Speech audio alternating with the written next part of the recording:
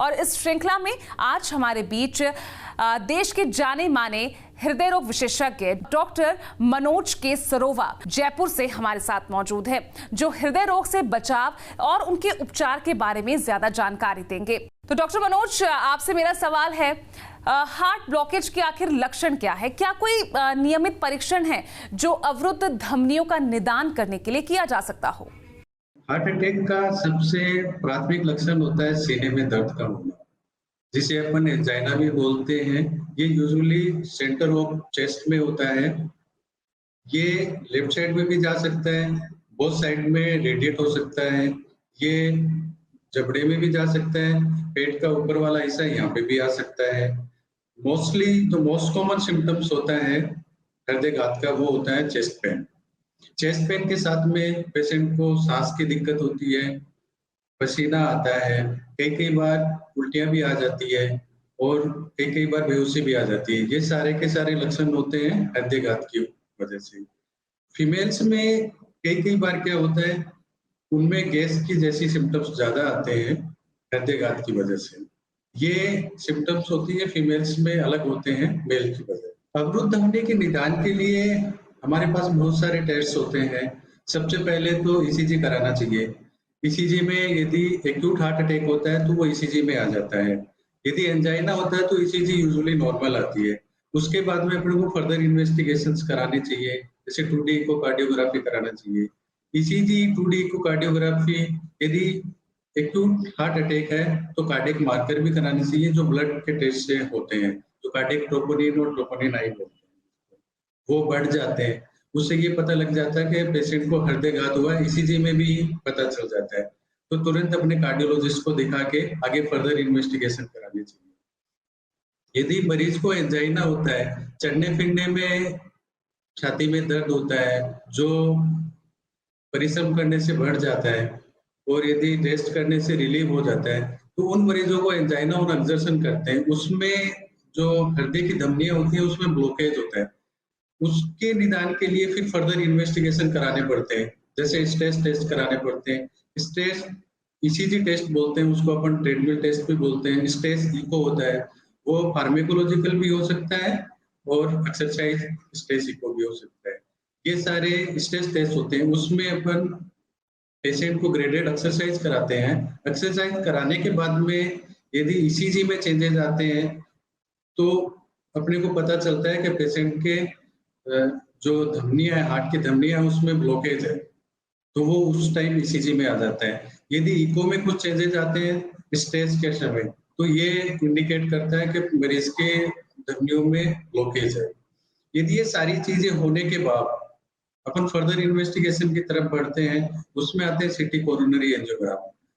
कई पेशेंट्स होते हैं जैसे 30 से 40 ईयर की एज वाले, जिसमें सिम्टम्स होते हैं वो क्लियर कट एंजाइना वाले नहीं होते हैं, लेकिन ईसीजी इको नॉर्मल है, पेशेंट को कंटिन्यूसली चेस्ट पेन होता रहता है, तो ऐसे मरीजों में अपने को सिटी कोरोनरी एंजियोग्राम कराना चाहिए। यदि मरीज को हार्ट अटैक के रिस्क फैक्टर्स हैं, जैसे डायबिटीज है, ब्लड प्रेशर है, धूम्रपान का सेवन है, कोलेस्ट्रॉल की बीमारी और फैमिली हिस्ट्री है हृदय रोगों की, तो ऐसे मरीजों में सिटी कोरोनरी एंजियोग्राम और इनकी बजाय सीधे ही कन्वेंशनल एंजियोग्राफी होती है, जो कार्डियोलॉजिस्ट करते हैं, वो करानी चाहिए।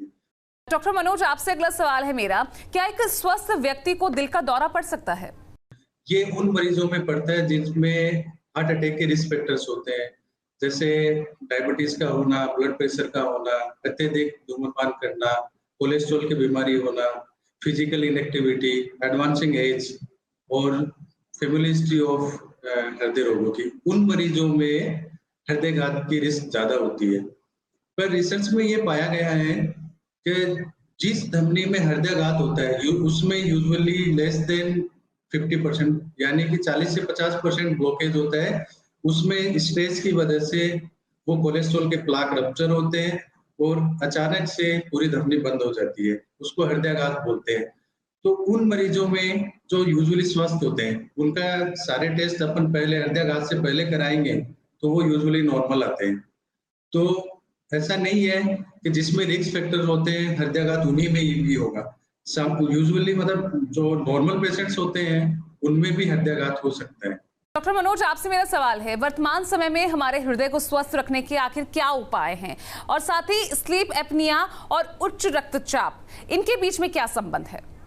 हृदय की बीमारियों से बचे रहने के लिए बहुत जरूरी है कि आप अपने जीवन में बहुत सारी चीजें हैं उनको अपनाना चाहिए, जिसमें कि स्वस्थ आहार खाएं, ज्यादा तली भुनी चीजें नहीं खानी चाहिए, ज्यादा नमक और मीठी चीजें नहीं खानी चाहिए, ताजे फल, सब्जियां और साबुत अनाज खाना चाहिए, और जो डेस्क डाइट है जो हाइपरटेंशन और कोलेस्ट्रॉल की डिजीज को कम करता है वो डाइट का फॉलो करना चाहिए। एक्टिव लाइफस्टाइल फॉलो करना चाहिए।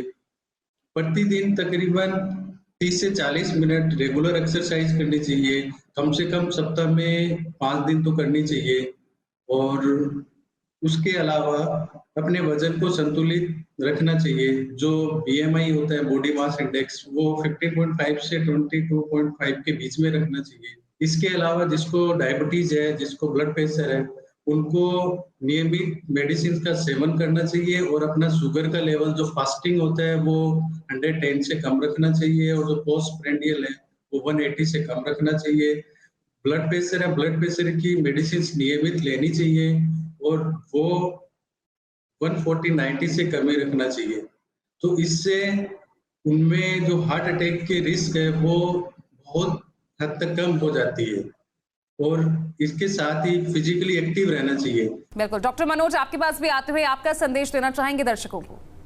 शुरू से ही हेल्दी लाइफस्टाइल का फॉलो करें। हेल्दी लाइफस्टाइल का मतलब है ये जो हेल्दी डाइटरी लाइफस्टाइल होनी चाहिए, जिसमें लो फैट डाइट, लो salt diet, low sugar, high fruits, vegetable, high fibre diet होना चाहिए। रेगुलर एक्सरसाइज करना चाहिए, सप्ताह में 5 दिन करना चाहिए। 30 से 40 मिनट रेगुलर एक्सरसाइज करनी चाहिए।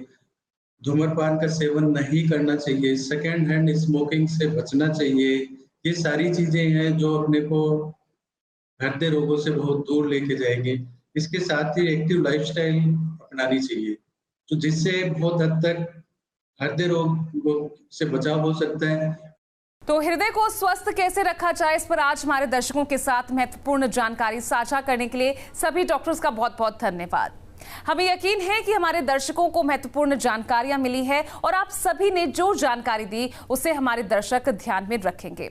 और अधिक जानकारी के लिए लॉग इन करना ना भूलिए फेसबुक पेज दिल से दिल तक हेल्दी हार्ट पर।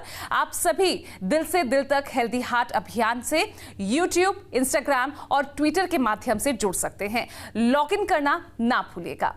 नमस्कार।